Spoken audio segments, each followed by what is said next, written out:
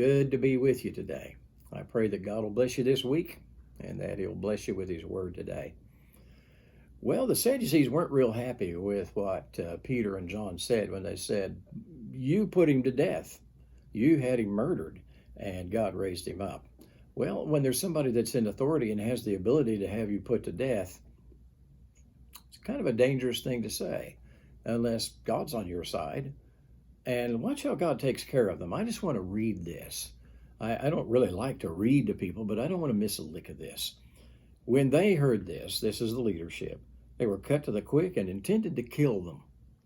But a Pharisee named Gamaliel, a teacher of the law, respected by all the people, stood up in the council and gave orders for the men to be put outside for a short time.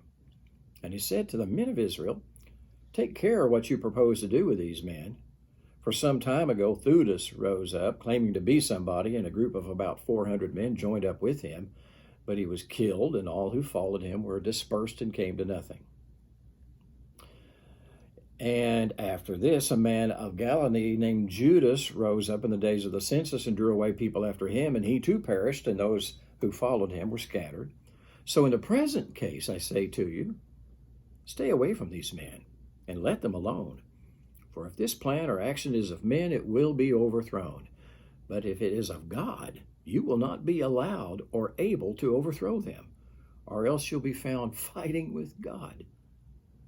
They took his advice, and after calling the apostles in, they flogged them and ordered them not to speak in the name of Jesus, and then released them.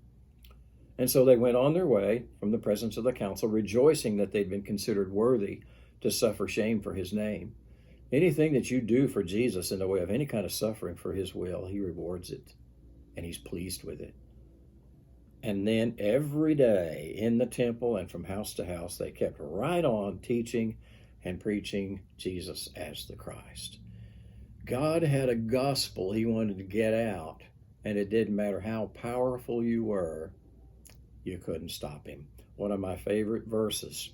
The Lord of hosts has planned, and who can frustrate it? And as for his stretched out hand, who can turn it back?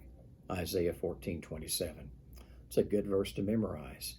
When God sets his mind to it, nothing and nobody can stop him. And that's the God we belong to. And remember from Psalm chapter 2, he can't lose. God bless you. All done.